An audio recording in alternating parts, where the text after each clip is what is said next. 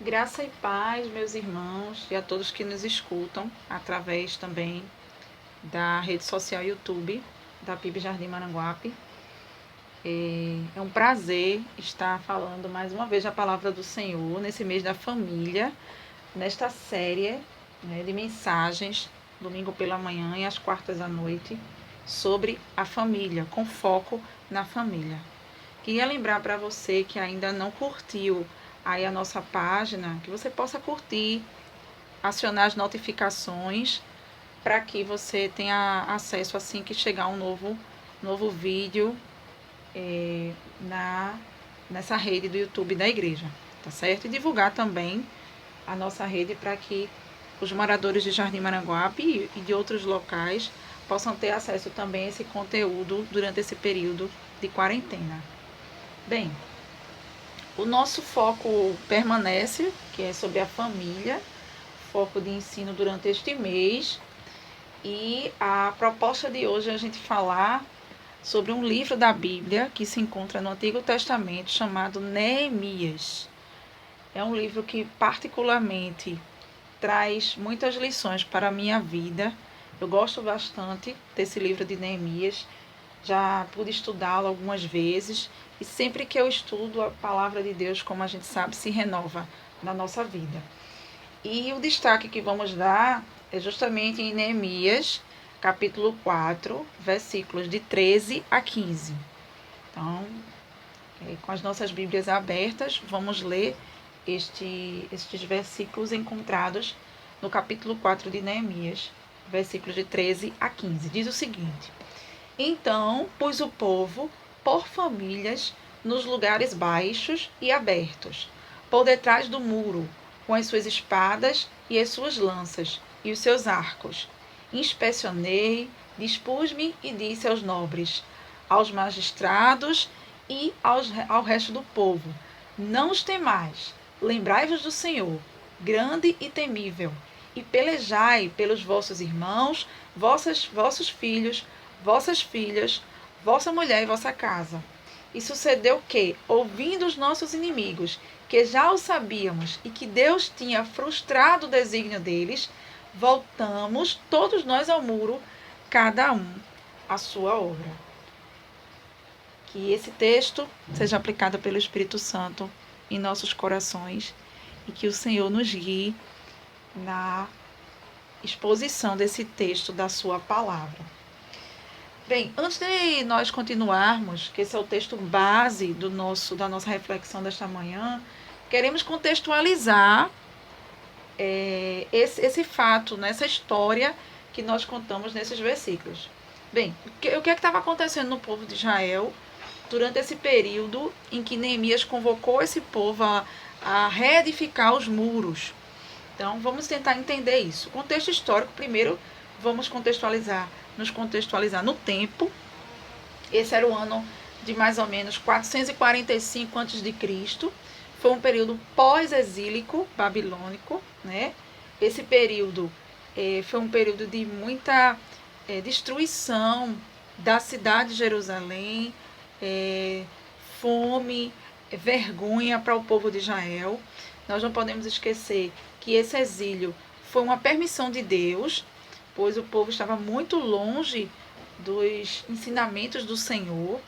Então, como Deus havia prometido, o exílio acabou.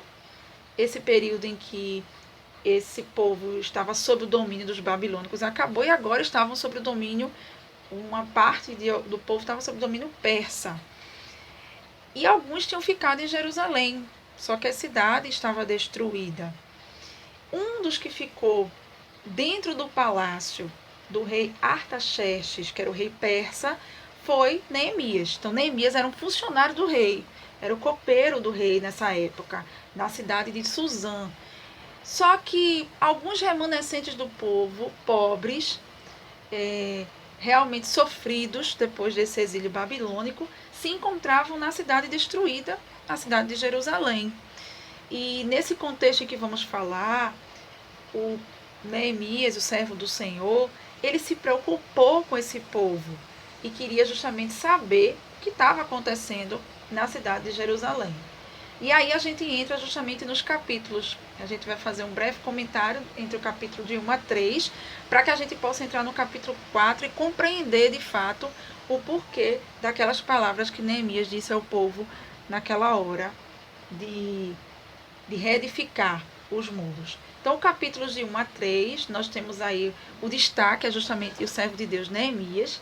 Neemias significa em hebraico aquele que Deus consola. De fato, foi bem interessante, porque quando Neemias soube da notícia, ele chorou e orou ao Senhor. Ele primeiro teve o interesse de saber como é que estavam os seus irmãos, né, os seus antepassados, né, a cidade dos seus antepassados, como é que ele estava ali, o povo estava, o que sobrou, o remanescente, como é que aquele povo estava vivendo ali. Ele teve o interesse de saber. Isso é muito interessante, meus irmãos, porque nós temos que ter interesse em saber como está a situação do povo de Deus e principalmente a situação da nossa família, contextualizando para a família. E aí ele soube que aquele povo vivia uma grande miséria, vivia muito desprezo, os muros estavam derrubados, as portas queimadas, ou seja, eles estavam vulneráveis, eles não tinham mais proteção. Naquela época, como é costume nós sabermos, muitas cidades eram edificadas sobre altos muros, né? Então, ao redor das cidades tinham muito altos muros e portas muito fortificadas para que os inimigos não entrassem. Isso durou durante muito tempo em várias nações, em várias cidades, em vários reinos, né? A proteção vinha das fortalezas que eram feitas ao redor da cidade. Porém, a cidade de Jerusalém não tinha mais proteção, né? Era uma cidade em que os inimigos zombavam dela, porque qualquer um podia entrar, porque não tinha porta, os muros estavam derrubados, tudo queimado. Então era motivo de muita tristeza ver a cidade dos pais dele, né, de Neemias, estar desse jeito.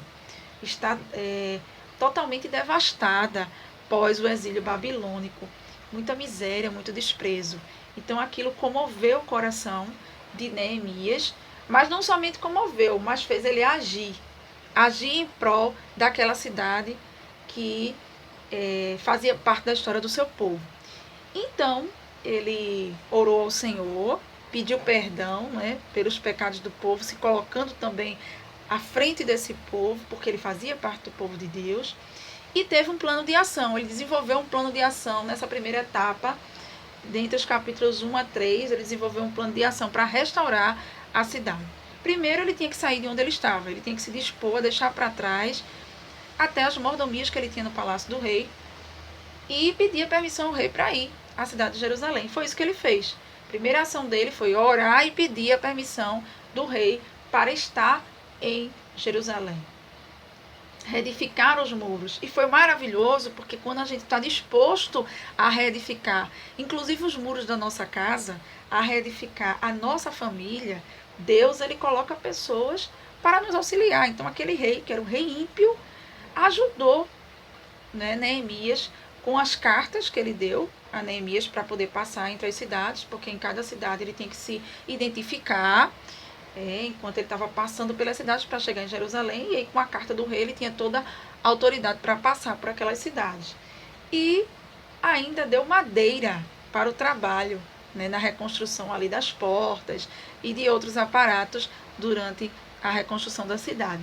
Então, muito interessante como Deus usou, depois que ele se dispôs em seu coração em ajudar o povo de Deus, orou ao Senhor, Deus colocou também no coração do rei a necessidade de ajudar esse servo que estava indo para um campo de batalha ali, reconstruindo os muros. Só que logo, Neemias enfrentou uma oposição ferrenha. Então, aqui é descrito nesses capítulos o nome de Sanbalat e Tobias. Eles não queriam o bem do povo de Israel, né? Era um povo, era uma dupla realmente que estava contra o povo de Israel.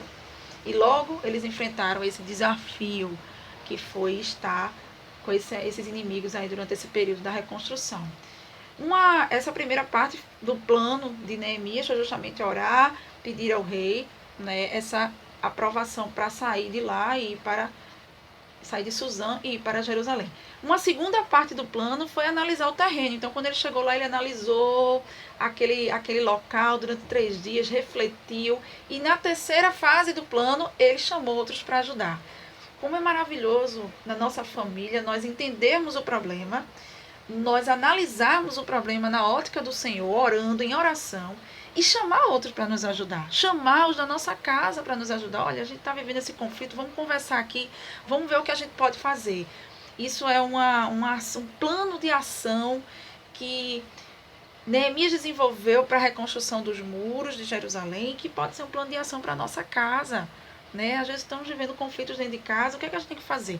Primeiro, entregar nas mãos do Senhor em oração, analisar a situação na realidade como está, chamar a família para se ajudar, um ajudar o outro. Então foi isso, como uma grande família ali, Neemias estava fazendo com o povo de Israel e que nós devemos fazer também nas nossas casas. Porém, quando a gente se dispõe a fazer isso, a consertar os erros com a ajuda e a direção do Senhor, os inimigos se levantam. Né? E o nosso maior inimigo da família é o diabo. Nós não podemos de forma alguma negar isso. Né? Então ele usa muitas vezes de artifícios, de artimanhas para derrubar a família que Deus construiu. E aí entra em cena novamente Sanbalat, Tobias, e agora teve mais um para estar nesse time de inimigos do trabalho de Neemias, que foi Gesem. Então eles entraram com muitas coisas aí pesadas, falso testemunho, eles estavam levantando um falso testemunho dizendo que Neemias e aqueles homens que estavam ajudando estavam tentando uma rebelião contra o rei. Você imagina, o rei liberou Neemias para ir a Jerusalém para reconstruir o muro, os muros de Jerusalém. E aí, de repente, surgir essa ideia de que havia uma rebelião contra o rei, era algo muito sério. E eles enfrentaram essa oposição. Mas Neemias não parou, continuou. Né? Continuou com o plano de ação dele, tanto que ele deixou registrado aí, que acredita-se que quem escreveu esse livro foi o Esdras, né? Que escreveu o livro de Esdras, escreveu o livro de Neemias. Então alguns autores, alguns estudiosos falam de que Esdras foi que escreveu esse livro, e aí registrou ali no capítulo 3 a lista das famílias que ajudaram na restauração do muro. Inclusive o próprio Neemias ajudou, e a família e o sacerdote Eliasibe também ajudou, entrou com a mão na obra. Né? E aí todos colaborando, unidos, puderam vencer as dificuldades, né, desse período. Eles não eram construtores natos, então eles estavam aprendendo ali na hora, mas eles venceram a fadiga, o cansaço e a oposição dos inimigos através da união. Isso é algo muito importante dentro da nossa família, a união. Né? O destaque que Deus dá aí, nesse capítulo 3, a união da família. Então as famílias se uniram em um propósito, reconstruir a cidade. Isso era o foco deles, porque era o que Deus tinha preparado para eles naquele tempo. Então, Neemias tem um destaque de liderança aí.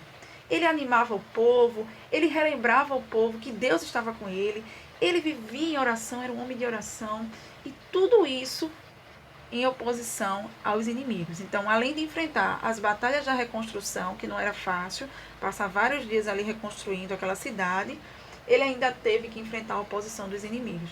Então é assim a nossa vida em família. Né? Nós temos vários inimigos que tentam derrubar a família. Né? A falta de tempo, a falta de conversa, a falta de devocional, a nossa falta de momento com Deus em família. São inimigos. São inimigos que nós temos que ter um plano de ação contra eles. Né? E esse plano de ação tem a base, a oração, analisar a situação e agir. Nós não podemos só analisar e ficarmos parados. Se Neemias tivesse ficado em Suzã, ele não podia ter liderado a reconstrução dos muros de Jerusalém. Então isso é muito importante. Nós temos que ter um plano de ação direcionado pelo Senhor e Ele estará conosco sempre. Aqui no capítulo 4, nós temos justamente o ápice da nossa exposição bíblica aqui, que foi justamente os versículos que lemos antes, que é os versículos de 13 a 15. Eu sugiro que vocês leiam esses 4 capítulos para que possam entender melhor o contexto. Aliás, sugiro que leiam todo o livro de Neemias, que é um livro maravilhoso, que tem muitos ensinamentos para a nossa vida. Inclusive, no último capítulo de Neemias tem mais um ensinamento à família também.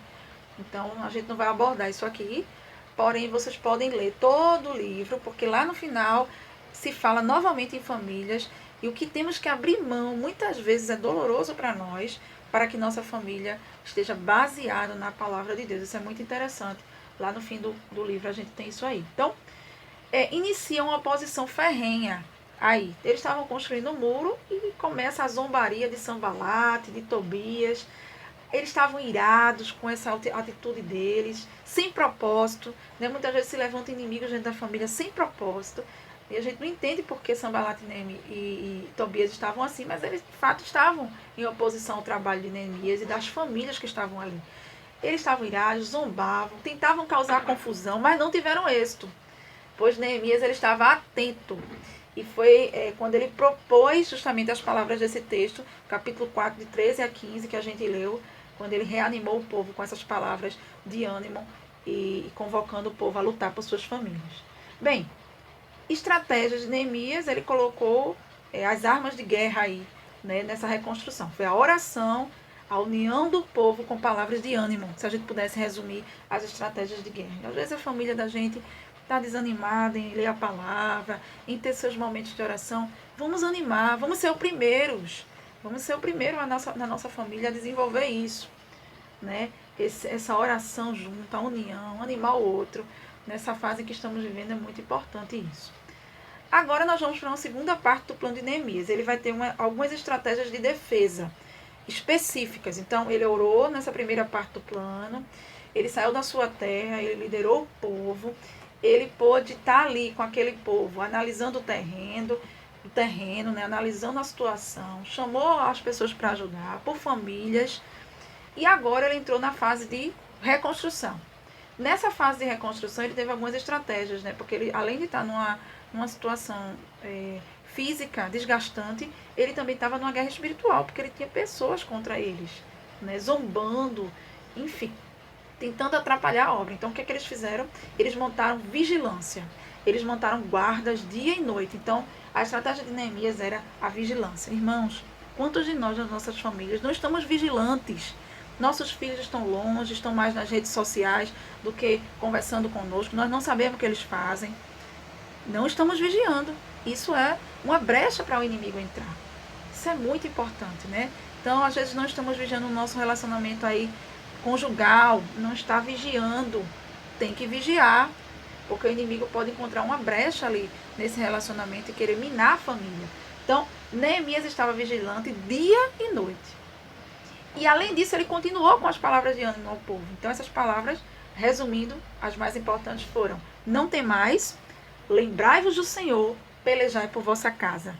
Que palavras maravilhosas, irmãos, para a vida das nossas famílias. Não vamos temer. Deus, ele é o Senhor da nossa casa. Se de fato ele é o Senhor, estamos sobre a rocha. Temos que lembrar do que o Senhor já fez por nós. Quais foram as maravilhas que Deus tinha feito com aquele povo de Israel? E as maravilhas que Deus já fez por nossas famílias. Devemos estar firmes nessas lembranças que nos trazem esperança. E devemos lutar pela nossa casa. Não vamos desistir da nossa família. Vamos lutar por elas. Outra estratégia, além da vigilância, foi inspecionar e colocar o povo em posicionamentos estratégicos. Então, ele colocou cada família numa brecha. Claro, a brecha é um lugar onde o inimigo podia entrar. Então, ele tinha que colocar, enquanto estava construindo o muro, as famílias estavam ali guardando, principalmente os homens, né? Estavam ali com as espadas, com as lanças, com os arcos, enquanto trabalhavam numa mão o tijolo e na outra o instrumento de defesa. E aqui eu destaco a espada. A espada é a palavra de Deus, é a arma de defesa da família. Nós podemos ter certeza que o inimigo não pode ir contra a família que está baseada e firmada na palavra de Deus. E uma outra estratégia dele interessante naquela época era uma sinalização sonora para que quando houvesse algum perigo, todos estivessem em alerta e se juntassem, se unissem. Qual é a sinalização do seu lar? De que está havendo algum perigo. Você consegue perceber isso e sinalizar e parar, sentar todo mundo, conversar e dizer, ó, a gente não está bem espiritualmente, a gente não está bem enquanto família. Vamos se unir. Esse é um sinal de alerta. Vamos se unir com o Senhor. Vamos se unir entre a gente. Então, era um sinal que eles tinham para que as famílias se unissem. Na época era um sinal de alerta, era algum instrumento que eles tocavam. Mas hoje o sinal de alerta pode ser você, a sua voz, conversando, colocando tudo no eixo, conversando com a sua família, dialogando e tentando voltar à palavra de Deus. Isso é muito importante, né? Você dialogar com a sua família e você ser o que vai despertar a família, que vai sinalizar, tem alguma coisa errada. Eu estou analisando o terreno e estou vendo que tem alguma coisa errada aqui. Então vamos agir para mudar essa situação. Bem, qual foi a consequência disso tudo? Desse plano estratégico que Deus deu a Neemias. Né? Neemias, um homem de oração, um homem disposto a sair do seu conforto, a lutar pelo seu povo, um homem de estratégia de vigilância, estratégia de trabalho, estratégia de guerra espiritual, porque ele estava em oposição ferrenha de inimigos. Qual foi a consequência? A consequência foi que eles conseguiram, né? Foi difícil, foi penoso, mas eles conseguiram terminar a reconstrução dos muros e dos portões. Que maravilha, meus irmãos. Foi concluída aquela obra, né? Foi fechado as brechas e eles não tiveram mais que viver sobressaltados, né? Porque estava tudo protegido. E os inimigos fugiram. Lá em Tiago, capítulo 4, versículo 7, diz o seguinte: sujeitai-vos, portanto, a Deus, resisti ao diabo e ele fugirá de vós. Então, famílias do Senhor, famílias que estão me ouvindo nesta hora, o segredo é esse: é sujeitai-vos ao Senhor, à palavra do Senhor, e resistam ao diabo. O diabo quer minar a nossa casa. Esse é o propósito dele desde o começo, desde Adão e Eva, a primeira família. Foi minar, foi fazer com que o pecado adentrasse dentro daquele lar. E ele conseguiu. Então temos que estar vigilantes como Neemias. Temos que nos sujeitar a Deus. Neemias estava debaixo da potente mão do Senhor, por isso que ele teve vitória. Ele resistiu ao diabo, que estava ali investindo através da vida de Sanbalate e de Tobias. E eles fugiram do povo. Eles deixaram de estar incomodando o povo. E o povo conseguiu terminar a obra.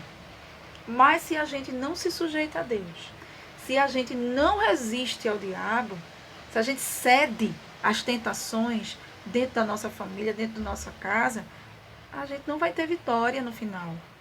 Então tá aí uma história que serve muito para a nossa família. Como é maravilhoso sabermos que o Senhor é o Deus da família e que Ele tem um interesse muito maior que o nosso de restaurar a nossa casa se nós estivermos sujeitos à sua vontade e nós resistirmos ao diabo através de estratégias que Ele nos dá, como Ele deu a Neemias, Ele pode dar a você, meu irmão, a você, minha irmã, ou até a você, meu amigo, que não tem ainda Cristo como Senhor. Seja você o primeiro a se levantar e receber a salvação de Cristo para ser uma sinalização dentro do seu lar de que realmente as coisas precisam mudar, de que o Senhor Ele traz para dentro da sua casa toda a estrutura necessária para vocês resistirem nos dias maus. Deus nos abençoe, em nome de Jesus.